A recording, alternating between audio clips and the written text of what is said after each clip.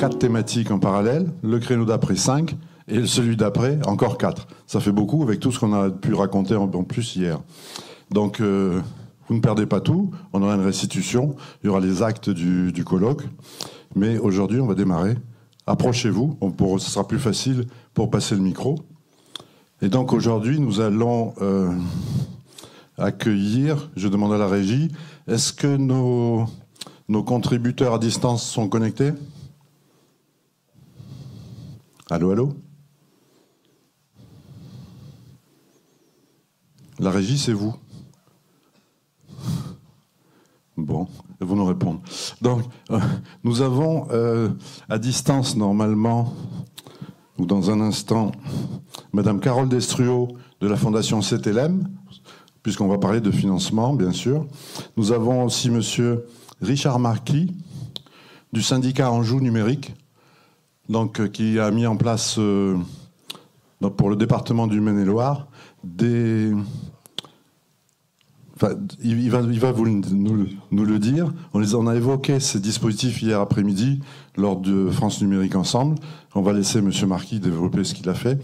Et sur scène, nous avons Mme Foxy Mui de la CGSS pour le GIE-VA ou pour les deux. La CGSS, c'est le GIE-VA, donc un GIE bien sûr. VA, c'est vieillissement actif, donc qui nous aide, qui aide tous les acteurs de l'inclusion numérique qui répondent bien à votre sollicitation annuelle. On va reparler de cette sollicitation annuelle ou autre, pour que nous mettions en place et que nous montons en compétence des groupes de seniors. Il y a plusieurs autres acteurs dans la salle qui en bénéficient aussi. C'est bien. Fabien, Bruno, voilà. Nous avons avec Madame Foxy Mui, nous avons Monsieur Bruno Bertil de la direction d'attractivité du territoire de la région Réunion et Monsieur Thierry Donadio. Lui, il a reçu des consignes, vous le connaissez, il est là tous les ans.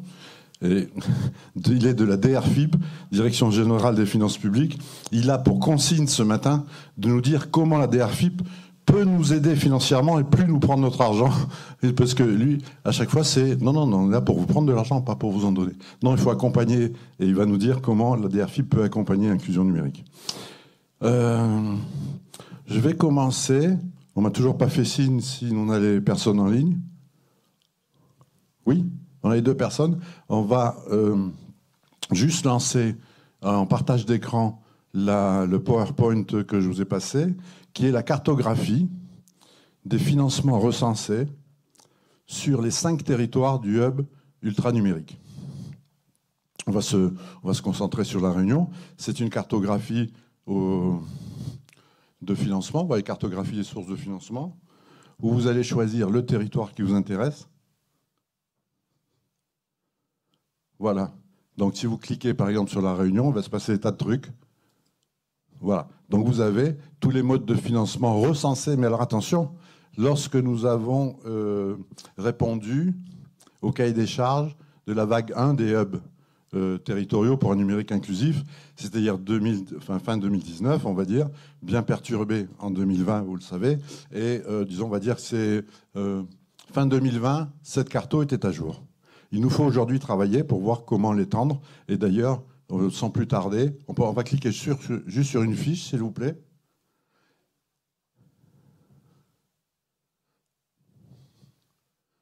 Oui. Non. Sur la Réunion, on clique sur une des mesures d'aide. Voilà. Donc, vous voyez, pour chaque financement répertorié à l'époque, je dis bien à l'époque, on a dit comment un petit peu les règles du jeu, comment ça se passait, les sites pour aller, on est là sur conseiller numérique par exemple, les sites pour aller inscrire la structure et ensuite suivre sur la plateforme l'évolution de sa demande et même de la convention avec ses conseillers numériques.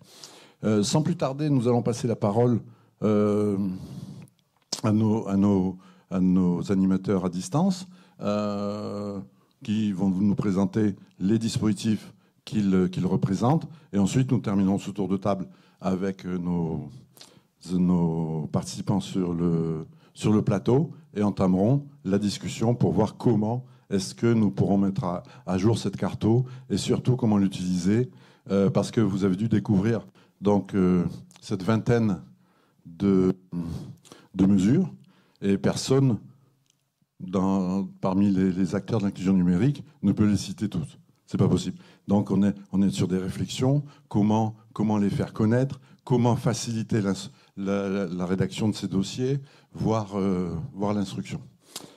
Si vous voulez bien passer la parole à Madame Destruo. Voilà.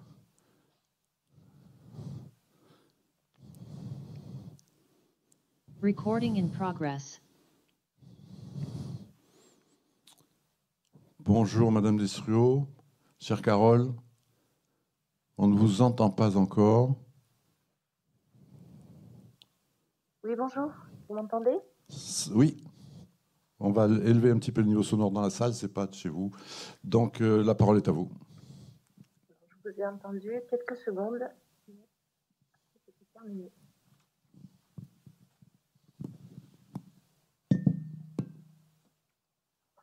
Bonjour, moi je vous entends à l'instant.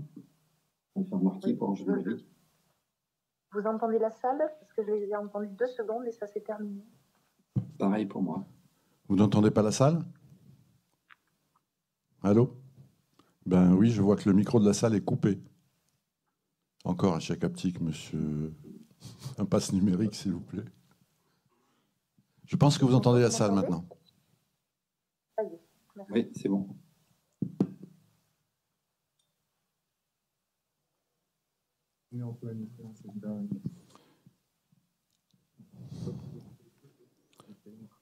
Donc, Madame Destruo, si vous voulez bien, nous dire comment, je pourrais le faire, comment nous nous sommes rencontrés, en tout bien, tout honneur, grâce à la Fondation CTLM.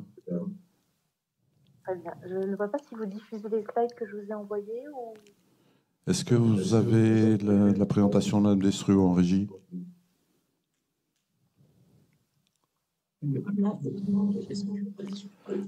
Partagez votre écran, ça va bien le faire aussi, Madame Destruo. Je ne peux pas, je suis sur un téléphone, je vous ai envoyé un mail. Aïe, aïe, aïe. Je peux faire sans slide, pas de problème. Merci. Donc, le dernier axe de notre stratégie d'inclusion financière, le mécénat de compétences. Donc, nous avons au sein de BNP Paribas un programme mondial qui s'appelle 1 Million Hours Web, 1 million d'heures pour aider, et dont l'objectif est d'engager le plus de collaborateurs volontaires possible dans un accompagnement de nos partenaires. Et là également, avec Solidarnum, nous allons faire appel à ce mécénat de compétences auprès d'experts en stratégie pour vous aider, nous espérons, dans les plus brefs délais. Voilà pour la partie inclusion financière et nos 3 axes d'intervention. Si je zoome sur la Fondation CTLM maintenant, dans le premier axe sur le mécénat financier principalement, pour aider l'inclusion numérique, nous considérons que l'e-inclusion est un levier majeur d'insertion sociale et économique. Nous contribuons via des actions auprès des associations que nous soutenons à la lutte contre la fracture numérique et les exclusions qu'elle génère. Au-delà du soutien financier, nous avons à cœur d'accompagner les associations en proximité très régulièrement pendant toute la durée de leur projet, toute l'année. Et nous proposons, si nécessaire, du mécénat de compétences, comme je vous le disais, sur les thèmes du juridique, de la conformité, stratégie, etc. Nous soutenons des initiatives portées par des organismes d'intérêt général seulement, visant à encourager des projets d'inclusion numérique mis en œuvre dans toute la France. Notre souhait est de soutenir des associations de taille variée sur des territoires métropoles et DROM diversifiés, et en particulier dans des régions dont les besoins d'inclusion numérique sont forts. Nous avons fait l'an dernier un diagnostic sur l'électronisme par région en recensant des données réalisées par beaucoup d'opérateurs, dont l'INSEE, entre autres, l'inclusion par le numérique. Et nous avons constaté en effet que certaines régions avaient besoin davantage d'accompagnement, en particulier les DROM, la Corse et bien d'autres. Donc ce type de projet, la valeur des impacts et des profils des bénéficiaires, ainsi que tout ce que nous faisons en fait doit être varié et doit aider le plus possible les associations que nous soutenons et celles que nous serons amenés à soutenir lors de notre prochain appel à projet. Donc en quelques chiffres, depuis 2018, 31 associations ont été soutenues par la Fondation CTLM et auprès de plus d'1 million de bénéficiaires. Notre fondation est axée sur 3 piliers. Donc, le premier qui est de l'accès, donc faciliter l'accès au numérique. Le deuxième qui est l'usage, transmettre des compétences numériques. Et le troisième qui est le partage, encourager la solidarité via un partage, une diffusion large de la culture numérique. Vous m'avez demandé également de parler de notre phase d'appel à projet, puisque vous y avez participé l'an dernier. Donc nous avons une première, en ce moment d'ailleurs, un appel à projet est ouvert jusqu'à fin novembre, donc il faut aller vite si vous êtes intéressés. Une phase d'appel à projet auprès des associations du 1er septembre au 30 novembre. Ensuite, l'équipe Fondation CTLM instruit des dossiers jusqu'au 31 décembre. Ce que nous faisons depuis 3 ans maintenant, c'est que nous engageons nos collaborateurs qui le souhaitent dans la présélection de dossiers éligibles. Donc, ils nous aident à émettre un ordre des nouveaux dossiers qui sont arrivés et de les présélectionner pour les présenter à notre COMEX qui a lieu en général fin février ou mi-mars. Bien sûr, c'est le COMEX au final qui décide de l'octroi des subventions, mais grâce à l'apport de nos collaborateurs, on est plus inclusif et on préfère quand même les intégrer, nos collaborateurs qui nous donnent de très bonnes idées et de très bons avis sur les dossiers qu'on reçoit. Et enfin, on a un comité exceptionnel fin septembre qui permet d'attribuer des subventions à d'autres dossiers qui ne seraient pas passés en février-mars et qui nous permet également d'élire notre projet coup de cœur. D'ailleurs, là aussi, Solidarnem a eu le projet coup de cœur cette année en septembre. Donc, ce projet coup de cœur est également choisi par ses collaborateurs engagés. Il est validé lors du COMEX de septembre et il reçoit un accompagnement supplémentaire à la fois mécénat financier et à la fois mécénat de compétences. Donc, bravo à Solidarnem pour son dossier qui nous a vraiment beaucoup touchés. Et enfin, donc là, j'avais une carte de France. Donc là, c'est un petit peu plus difficile de vous l'expliquer sans les slides. J'avais une carte de France avec tous les domaines, tous les territoires d'intervention de la Fondation CTLM depuis 2018. Ce que je peux vous dire, c'est qu'on intervient dans quasiment toutes les régions. Les Drômes depuis cette année, grâce à vous. Bientôt, nous espérons, avec le prochain appel à projet, intervenir dans les 2 dernières régions dans lesquelles nous n'étions pas présents, même si nous avons quand même 6 projets, dont le fameux projet de WeTakeCare que vous devez tous connaître, mes jobs IRL, Eloquentia, etc. 6 projets qui sont implantés sur toute la France et les Drômes. Voilà. Donc, nous sommes assez fiers de cette carte qui permet de montrer la largeur de notre intervention dans le domaine de l'inclusion par le numérique. Voilà, j'en ai fini de ma présentation. Si vous avez des questions, n'hésitez pas. Merci Madame Destruo, merci à plusieurs titres. Merci d'avoir récompensé Solidarnum jusqu'au bout des possibilités de cet appel à projet, puisque effectivement nous avons été aussi élus coup de cœur par la Fondation CTLM. Donc le premier dossier concerne, enfin le dossier concerne essentiellement l'investissement et grâce au coup de cœur, nous allons mettre en œuvre, nous avons déjà entamé quelques opérations, mais le plus gros est à venir avec un partenaire qui est aussi présent dans la salle et sur le parvis avec Handicar, c'est l'IRSAM. Nous avons le projet pour lequel nous percevons cette aide concernera donc une population de jeunes en situation de handicap avec on laissera Handicar le présenter tout à l'heure lors des restitutions d'ailleurs. Merci Carole.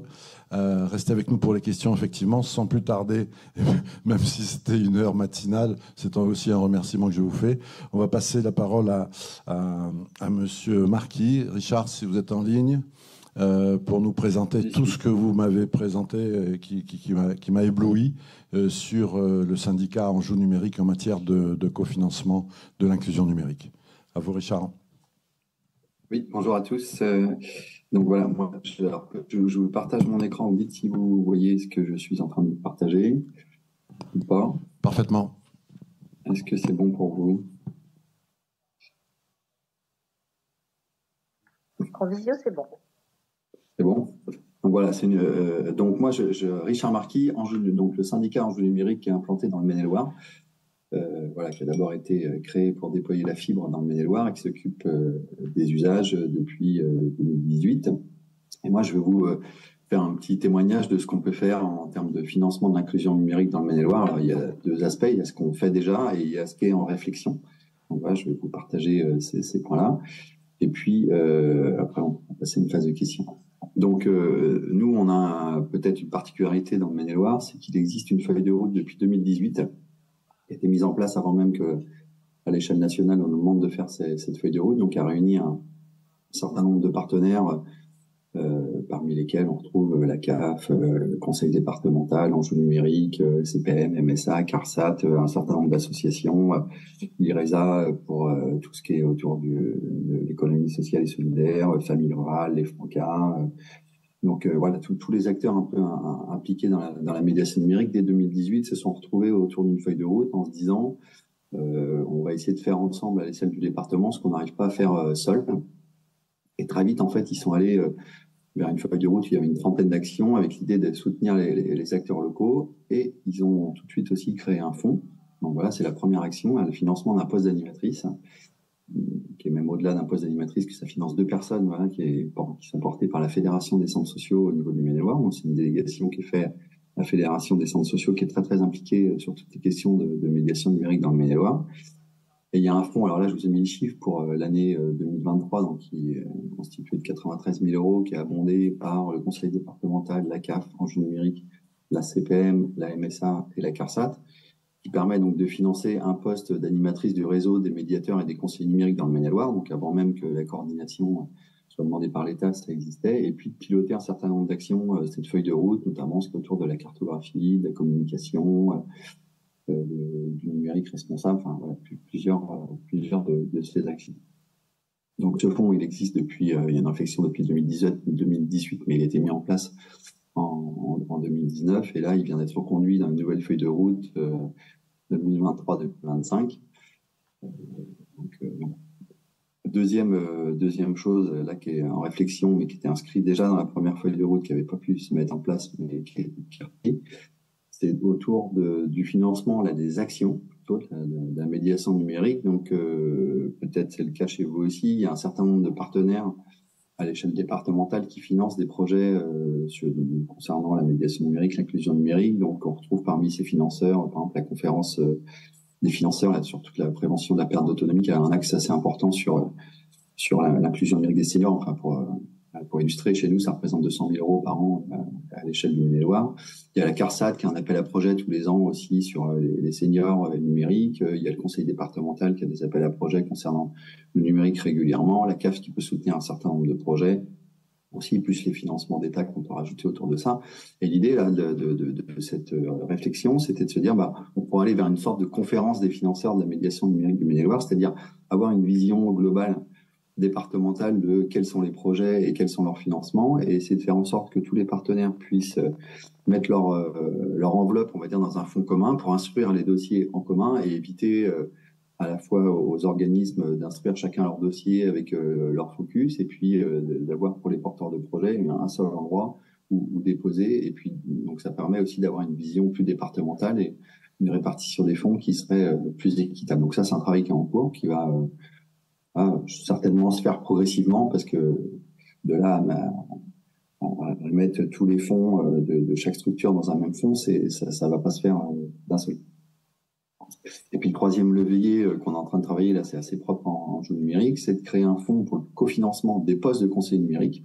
Donc là on a bien vu, et c'est peut-être le cas chez vous aussi, que la mise en place du dispositif conseiller numérique avait vraiment eu un effet démultiplicateur des professionnels présents sur les territoires, et donc ça avait démultiplié les actions de médiation numérique, mais avec la fragilité du dispositif qui était un appel à projet important, avec des financements importants sur les premières années de manière dégressive aujourd'hui. Donc nous, sur le territoire, et c'est le cas ailleurs en France, il y a un certain nombre de territoires qui se voyaient pas dans la possibilité de pérenniser parce que le cofinancement n'était pas trouvé auprès des collectivités notamment. Donc là, on est en train de réfléchir sur la mise en place d'un fonds. Alors, c'est un peu une opportunité pour nous, parce que c'est à partir d'un fonds privé qui existe, c'est notre délégataire qui installe la fibre, donc c'est pas forcément des fonds qui existent partout, mais voilà, c'est une opportunité qu'on a. Et l'objectif pour nous, c'est de créer donc un fonds qui viendrait cofinancer les postes de conseil numérique. Donc résolument, on s'est inscrit dans le cofinancement du dispositif pour pas aller financer d'autres postes, considérant que les médiateurs déjà installés sur le département avaient un modèle économique qui était viable, puisque c'est des postes qui existent déjà depuis un certain nombre d'années. Alors voilà, quand je dis ça, je des réserves, parce qu'on sait que les financements de la médiation numérique sont toujours un peu fragiles, mais bon, voilà, il fallait bien donner un cadre. Donc nous, on s'est résolument inscrit dans le dispositif. Enfin, notre souhait, c'est s'inscrire dans le dispositif des conseils numériques, avec le souhait de pérenniser ces postes-là, donc apporter un cofinancement en plus du financement de l'État, et forcément d'aller trouver une collectivité qui, elle aussi, serait un financeur de ce dispositif, ce qui était une faiblesse, il nous paraissait, du dispositif initial conseil numérique, où il n'y avait pas de financement souhaité à encourager ou même exiger de la part d'une collectivité territoriale. Et on sait bien qu'aujourd'hui, pour qu'un dispositif s'ancre à l'échelle locale, il faut qu'il y ait une implication d'une collectivité locale. Donc l'idée serait le financement de l'État. Il y aura un reste à charge qui serait progressif sur les 3 prochaines années. Ce reste à charge, il serait divisé en 2 entre la collectivité locale et le fonds qu'on est en train de mettre en place. Donc voilà un petit peu ce qu'on fait dans le Maine-et-Loire. Merci Richard. Si vous pouvez rester en ligne, on va peut-être entendre les présentations d'autres dispositifs, et puis les questions seront traitées par le plus à même d'y répondre parmi nos intervenants. Bien sûr. Je vais passer la parole maintenant à Pascal Foximuy pour nous parler des financements proposés par la Caisse générale de sécurité sociale de La Réunion et de leur participation, de la participation de la Caisse au GIE Vieillissement Actif. Pascal, merci. Ça marche, oui, très bien. Eh bien, bonjour à tous également. Pascal Foximuy, de la Caisse générale de sécurité sociale. Et aujourd'hui, j'interviens également au nom du GIE Vieillissement Actif. Alors, juste un petit rappel sur ce que c'est que le GIE Vieillissement Actif. C'est une structure interrégime des caisses de retraite. C'est-à-dire qu'avant 2014, les caisses de retraite avaient leur propre politique de prévention de la perte d'autonomie, c'est-à-dire du bien vieillir, dont l'autonomie numérique fait partie. Et donc, chaque caisse de retraite finançait ses propres actions. Le régime général, c'était uniquement pour les anciens salariés. La mutualité sociale agricole, c'était pour les anciens agriculteurs, etc. Et donc, en 2014, ces caisses de retraite ont décidé de mettre tous leurs fonds de prévention au sein dans un pot commun. Et elles ont créé une structure pour gérer ce pot commun, qui est le GIE Vieillissement Actif. Et donc, le GIE Vieillissement Actif mène des actions du bien vieillir à destination de tous les retraités, quel que soit leur régime de retraite. Donc, le GIE a été créé en 2014. Il mène des ateliers du bien vieillir en premier, c'était dans les thématiques plutôt santé, c'est-à-dire dans la mobilité, la prévention des chutes, la nutrition, la mémoire et l'habitat. Et puis, avec la crise Covid, les caisses de retraite se sont rendues compte que les personnes âgées étaient particulièrement isolées et fragilisées. Donc, c'est pour cette raison qu'on s'est intéressé à la thématique de l'autonomie numérique. Donc, ça a été un mouvement national que nous avons ensuite décliné à La Réunion. Et donc, depuis 2021, on déploie maintenant des ateliers autonomie numérique dont le contenu a été élaboré, on va dire, par les caisses nationales de retraite et les caisses de retraite complémentaires de métropole. Et voilà, donc ce sont des ateliers qui sont adaptés aux préoccupations des seniors. On les apprend notamment les principaux sites qu'ils sont susceptibles d'utiliser, des sites administratifs comme les impôts, ou comme amélie.fr, ou comme l'assurance-retraite.re. Et on reprend souvent les bases, c'est-à-dire l'utilisation du matériel, une souris, c'est quoi une application, voilà, les fondamentaux de l'outil numérique, parce qu'à La Réunion, le retour des structures qui déploient ces ateliers autonomie numérique et que bien souvent, les seniors réunionnais ont beaucoup plus de lacunes en numérique qu'en métropole. Donc, on adapte souvent le contenu aux réalités locales.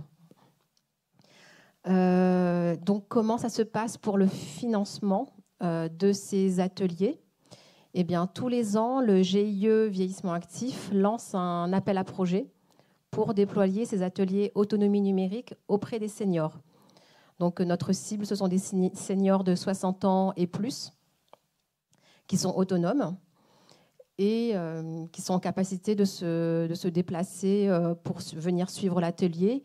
Ou des fois, il y a des structures qui sont en mesure de mettre à disposition un transport pour les faire venir sur le lieu de l'atelier. Mais là, ce sera plutôt en général, ce sont des CCAS.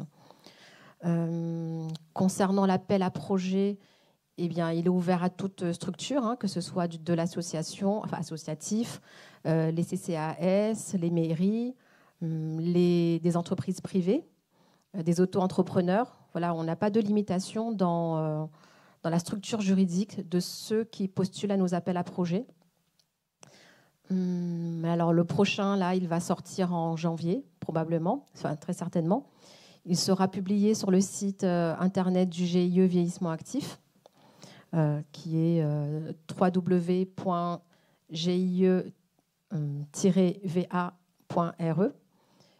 Et voilà, il sera en ligne pendant 1 mois à peu près. Donc voilà, après, il y aura tout le processus de sélection des projets. Et les lauréats seront informés en février, début mars.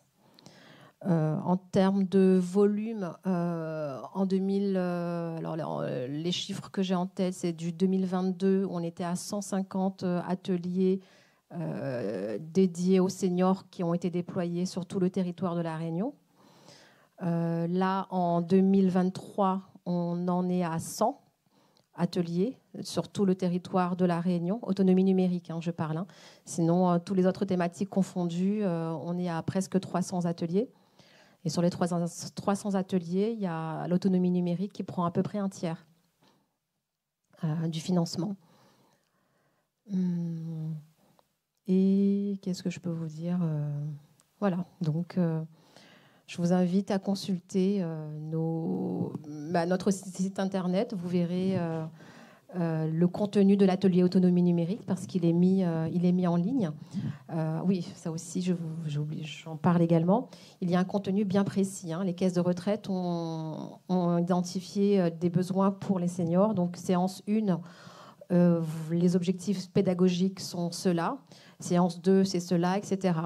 Donc, il n'y a pas beaucoup de marge de manœuvre dans le contenu de l'atelier. On peut simplement l'adapter en fonction des personnes lorsqu'on est en atelier, mais sinon, les contenus sont déjà fixés à l'avance.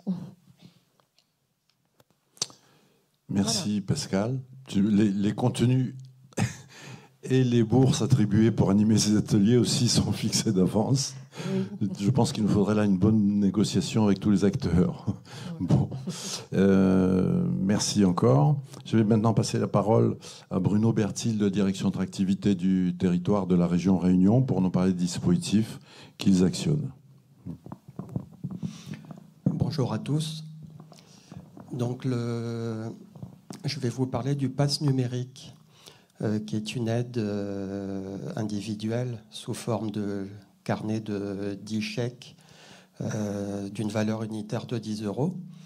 Donc, il s'agit d'un dispositif qui a été mis en place en 2021 suite à un appel à projet de l'État sur lequel la région Réunion s'est positionnée et a été sélectionnée pour participer à ce dispositif.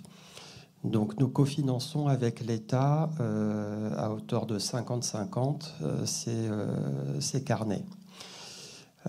Tout ça pour répondre aux enjeux de l'inclusion numérique.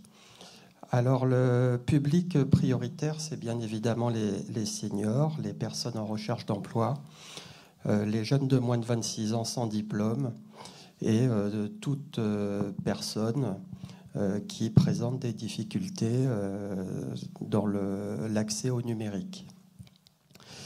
Alors, comment cela se passe ? Nous avons des prescripteurs qui sont la DGFiP, la CAF, la Sécurité sociale, entre autres, qui repèrent les bénéficiaires et qui distribuent des prescriptions. Et ensuite, elles sont orientées vers des structures de médiation qui ont été sélectionnées via des appels à projets, appels à manifestation d'intérêt par la région. Aujourd'hui, nous avons 31 structures de médiation labellisées sur tout le pourtour de l'île et 5 en cours de labellisation. Nous avons donc le bénéficiaire, une fois qu'il a sa prescription, il se rend dans une des structures de médiation et il suit un programme de formation selon ses propres besoins, soit c'est l'utilisation d'un mail, soit c'est l'accès à un portail. Voilà. Donc le bilan est très intéressant parce que nous avons injecté 20 000 passes. Donc c'est plus de 1850 bénéficiaires, dont 60% de femmes. Voilà un petit peu le bilan intermédiaire. Nous sommes dans le top 10 des départements de l'Hexagone, donc avec 15 600 passes scannées. Il s'agit de la 9e position. Le premier département, c'est la Drôme, avec 30 000 passes. Donc le bilan qualitatif de ce dispositif, nous avons fait une enquête par téléphone auprès des bénéficiaires. Donc c'est vraiment un dispositif qui répond à un réel besoin. Le nombre de bénéficiaires est en constante augmentation depuis 2021. Il était peu connu en 2021, mais aussi il y avait des conditions liées au Covid, de difficultés de mise en place de dispositifs. Et pour gérer aussi un autre dispositif numérique qui est le cap numérique, il faut 2-3 ans pour qu'un dispositif se fasse connaître de la part de tous les acteurs. Le taux de satisfaction des bénéficiaires est de 8 sur 10 à peu près. Et ce qui revient, c'est que les actions d'accompagnement sont mises en place rapidement et que les bénéficiaires sont vraiment satisfaits de leur formation. Après, il y a aussi des axes d'amélioration, puisque nous avons un prestataire qui est l'Aptic, qui est un petit peu rigide, avec un cahier des charges. Et nous avons des soucis de labellisation depuis plus de 6-8 mois, presque un an. Donc la gestion des passes physiques, ça devient un petit peu lourd. Le façonnage, l'envoi, la distribution. Donc ça mérite d'être dématérialisé dans un avenir proche. Et surtout, il n'y a pas de reconduction de la participation de l'État à partir de 2024. Donc ça sera l'objet de la masterclass suivante, qui est l'alternative au pass numérique. Voilà ce que je peux vous dire pour l'instant. Merci Bruno. Maintenant, nous allons entendre M. Thierry Donadio de la Direction régionale des finances publiques de La Réunion, qui va nous parler peut-être de dispositifs d'accompagnement plus que de financement, parce que moi, à chaque fois que nous avons travaillé par exemple sur sur le mois de l'innovation publique, sur des choses que l'on pouvait faire ensemble, et c'est surtout des ressources humaines qui sont mises à disposition. Et en cofinancement, moi j'ai vu, et Thierry va nous en parler, beaucoup de gens n'ont pas des gilets de la même couleur que dans un autre organisme, mais qui accompagnent les contribuables qui viennent vous rendre visite devant des bornes ou au guichet. Alors, mon intervention va être assez rapide, puisque, comme vous l'a dit Daniel en préambule, les finances publiques, c'est surtout vous prendre les sous et pas souvent les distribuer, enfin, pas de cette manière en tout cas. Si j'étais cynique, je dirais que l'argent ne fait pas le bonheur, mais je pense que la formule a été inventée par des gens qui en ont beaucoup et qui veulent en distribuer le moins possible à des gens qui n'en ont pas. Trêve de plaisanterie, effectivement, nous sommes, comme vous l'a dit M. Bertil, nous sommes prescripteurs des passes numériques. Donc en fait, dans tous les points d'accueil, nous sommes à l'écoute des usagers en distribuant des carnets effectivement de passe numérique. Nous avons également un affichage qui indique aux usagers les points de distribution des formations. Mis à part ça, effectivement, nous avons des équipes de VSC notamment qui sont sensibilisées également à l'écoute des usagers et pour faire les différentes démarches, que ce soit les démarches déclaratives, les démarches liées au paiement des impôts. Voilà, vous voyez, mon intervention est rapide et malheureusement, on peut le regretter, effectivement, puisqu'on est très impliqué dans les outils numériques, dans l'utilisation des outils numériques.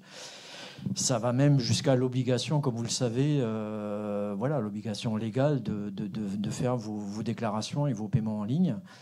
Mais malheureusement, on peut que le regretter. Effectivement, on sollicite beaucoup le secteur tertiaire pour effectuer ces aides à l'inclusion numérique.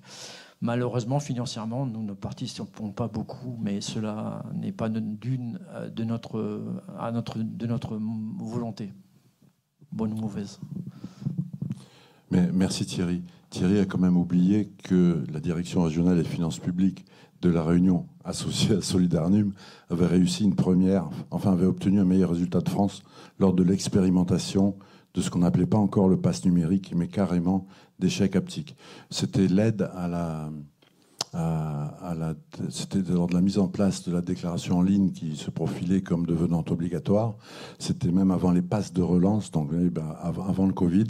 Et deux partenaires de La Réunion avaient été retenus pour leur proximité du centre des impôts de Champfleury et sur un dispositif qui a eu du mal à démarrer pour différentes raisons. Un coup de génie d'un des partenaires qui a appelé Radio Freedom a fait que dès le lendemain, on était en tête des 6 sites nationaux qui réalisaient cette expérimentation. Et on a été vachement félicités.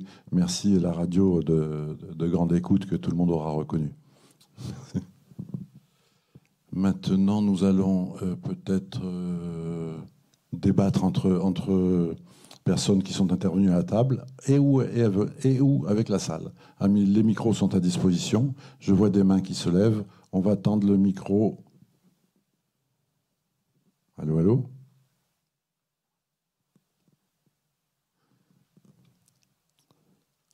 Ah. On s'est répartis sur 4 salles, je vous disais tout à l'heure. Donc hier, on était mieux équipés. On avait des micros aux 4 coins, c'est le cas de le dire, de cet auditorium.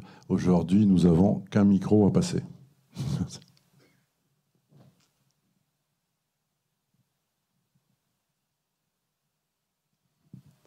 Oui, bonjour. Merci de laisser la parole, effectivement, à l'Assemblée.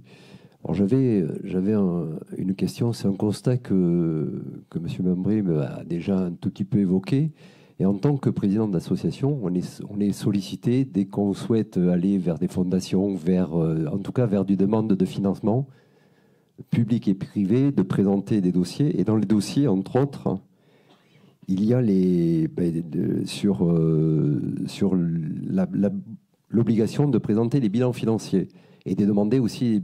Et chaque organisme a sa propre présentation. Et je peux vous dire, quand on doit faire de nombreux dossiers, on s'y arrache un peu les cheveux.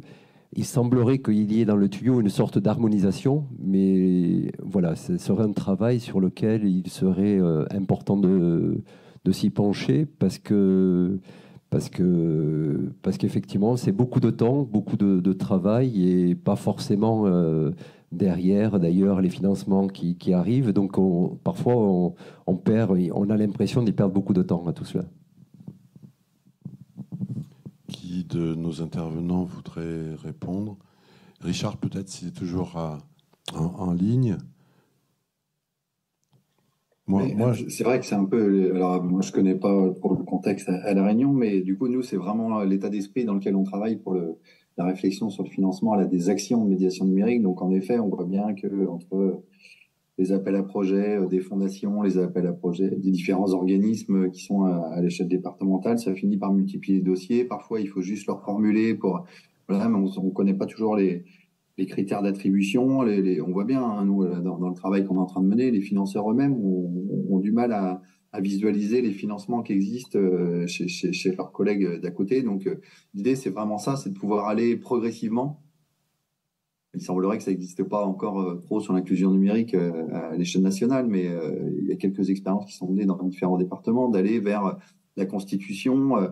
Alors, avant peut-être d'aller sur un fonds commun, c'est au moins d'une instruction en commun, c'est-à-dire qu'après, chacun pouvant apporter le financement à la hauteur de ce qu'il souhaite sur le projet, et puis en veillant, comme je le disais tout à l'heure, à l'équilibre territorial de la répartition des fonds, par exemple, quand je dis territorial, ça peut être à l'échelle d'un département, en veillant à ce que tous les fonds n'aillent pas vers des gros acteurs un peu champions de l'appel à projet et qu'on oublie les plus petits porteurs de projets qui sont parfois un peu moins aguerris à cette technique-là. Donc, ouais, l'idée pour nous, c'est vraiment d'aller vers ça. Et je crois que c'est encouragé dans l'inclusion numérique, mais sur d'autres champs aussi. Parce que tout à l'heure, on parlait du vieillissement. Il y a eu des belles expériences là-dessus aussi, je crois. Merci, Richard. Je peux apporter l'exemple de la Fondation CTLM par rapport à cette question. Alors, nous demandons bien sûr des bilans financiers d'année -1, année -2, mais nous n'avons pas de modèle de bilan. Donc, envoyez-nous votre appel à projet, monsieur, et on l'étudiera. Je ne dis pas qu'on l'acceptera, mais en tout cas, on l'étudiera sans aucun souci. Le modèle de bilan, je pense quand même que c'est là où on a le moins de flou artistique, puisqu'on nous demande pratiquement le CERFA, passez-moi le numéro, mais étoile 6, c'est-à-dire celui où il y a la case, comme quoi on a signé des engagements réciproques. Mais donc ça, c'est normalisé. Côté des appels à projets de l'État, on voit quand même l'utilisation pratiquement à tous les coups maintenant de la plateforme Démarche Simplifiée. Démarche Simplifiée, le formulaire, bien évidemment, est bâti par chaque porteur de projet, mais on retrouve un petit peu une logique avec ce CERFA à joindre à un moment, les statuts à joindre à un moment. Alors par contre, on peut peut-être reprocher d'avoir sans cesse à déposer les mêmes documents. Bon, donc on avait Jean-Pierre Potier ici présent et moi-même avions candidaté où on était à Ourtin en 2002, peut-être 2003, sur quelque chose qui se serait appelé monservicepublic.fr, qui était aussi prévu pour les entreprises, et où là on mettait à disposition un document pour tous les porteurs de projets, tous les demandeurs. Il n'y avait qu'à donner des autorisations. Il y avait eu, je crois, Monsieur Potier, 200 personnes tirées au sort. On n'a pas été retenu. C'est ce que voilà. Donc la normalisation, peut-être revenir un peu aussi sur ce guichet unique qui serait très très intéressant, juste en amont d'une conférence de financeurs, en rappelant-la comme ça.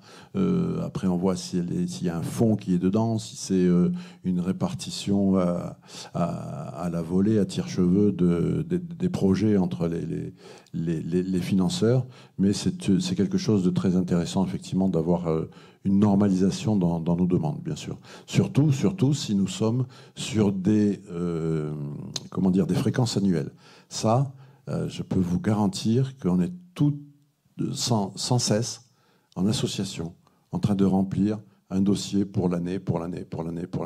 Les pluriannuels sont très rares et les groupements commencent à apparaître, ce qui est assez sympa. C'est le thème d'une table aussi aujourd'hui sur comment éviter de nous retrouver en situation de concurrence dans des appels à projets ou autres et d'aller grouper par zone géographique, par compétence, que sais-je. Voilà, c'était ma réflexion. Si on va peut-être prendre une autre question dans la salle. On tend le micro à monsieur. Si. Bonjour, Laurent Aroumgoum, conseiller numérique à la France Service de Trois-Bassins. J'aurais une petite question pour le GIE, vieillissement actif. Pour le pratiquer, et si je peux me permettre, 2 questions. Les seniors que l'on a, que j'ai en atelier, sur la séance, par exemple, réseaux sociaux, passer un appel vidéo pour joindre la famille, si on n'y consacre qu'une heure, il y en a très peu qui réussissent à le faire en 1 heure. Donc ma première question, c'est est-ce qu'il est possible d'avoir une reconduction de ces gens-là sur les ateliers autonomie numérique?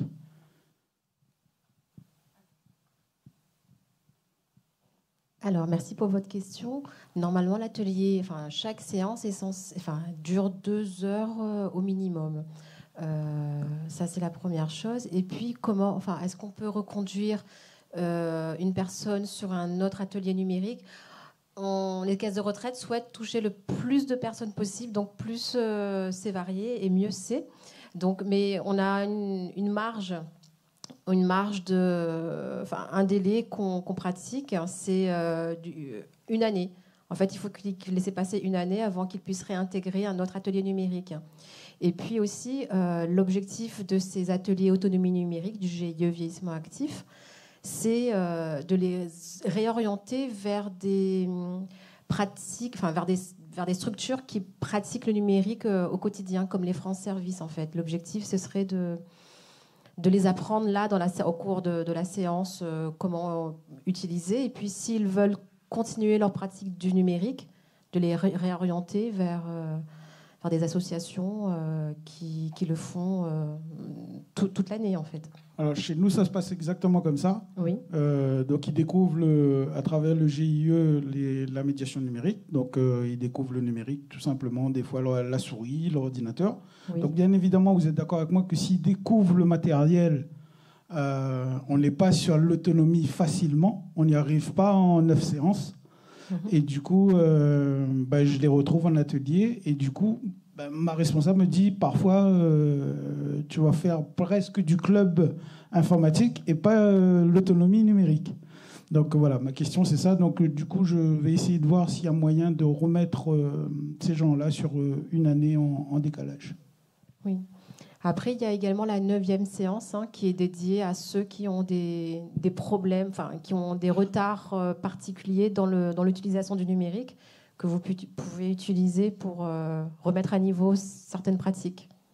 Voilà.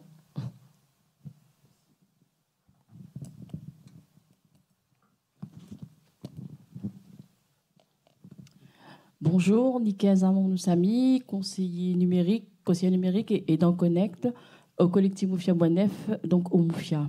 En fait, j'ai une remarque concernant le pass numérique. Alors, pour moi, il n'y a pas une répartition équitable au niveau des structures. Parce qu'en fait, on a eu des usagers qui sont venus, on a eu très peu de chéquiers. Et donc, je veux dire, les prescripteurs, en fait, pour moi, il faudrait qu'ils s'assurent que les structures vers lesquelles ils orientent ces personnes aient des passes numériques. Parce que, en fait, quand les personnes arrivent, nous, on les accepte en attendant de ne pas avoir de passe numérique, dans l'espoir que la région nous renvoie des chéquiers.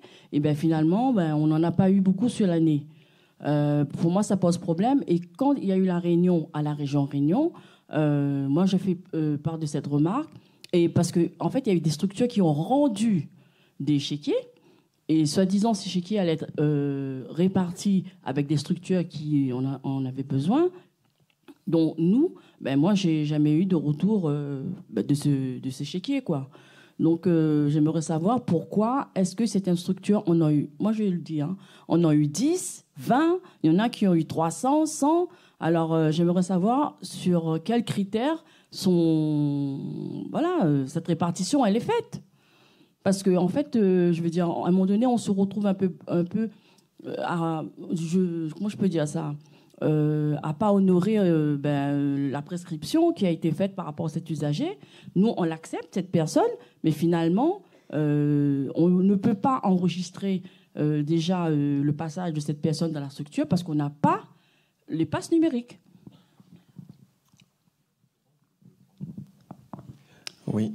Alors, vous mettez le doigt sur le principal inconvénient du chèque numérique en tant qu'objet, où d'une année sur l'autre, surtout en début d'année, nous sommes obligés de veiller à la gestion et à la distribution de ces chéquiers en fonction de la consommation ou pas des structures labellisées.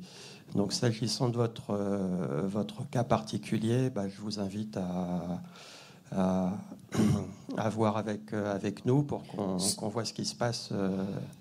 Ce n'est pas un cas particulier parce que lors de la réunion, il y avait d'autres structures. Effectivement, il y en a qui n'ont même pas commencé le dispositif, en fait. Ils ont renvoyé l'échiquier, ils l'ont dit. Hein. J'ai dit, c'est dommage, parce que, c'est dommage, c'est-à-dire, en fin de compte, ces chéquiers-là, normalement, doivent être renvoyés vers les structures qui en ont besoin. Moi, en tout cas, je n'ai pas eu écho de ça.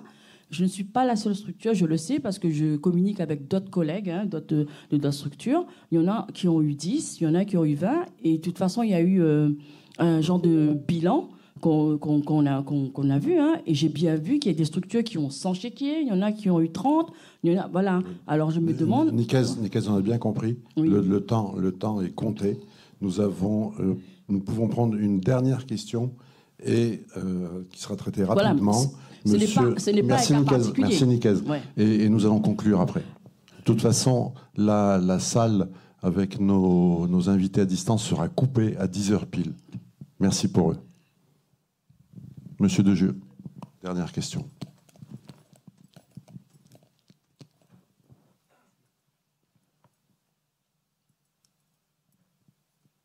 Merci. Bonjour, Fabien Dejeu, association WebCup. Juste par rapport au financement, c'est vrai qu'il y a des super dispositifs, GIEVA, Pass Haptique, qui permettent vraiment Pass numérique, qui permettent vraiment de pouvoir, pour les structures de médiation numérique, accompagner un bon nombre de bénéficiaires. Le problème qui se pose après au niveau de ce financement, c'est qu'il s'arrête à ça. C'est-à-dire que nous, on forme des bénéficiaires qui ensuite n'ont pas forcément le matériel pour continuer et n'ont pas forcément non plus l'accès à Internet pour se payer en fait cet accès à Internet qui leur permette de pouvoir continuer à être de plus en plus autonomes sur les outils numériques et sur Internet, etc.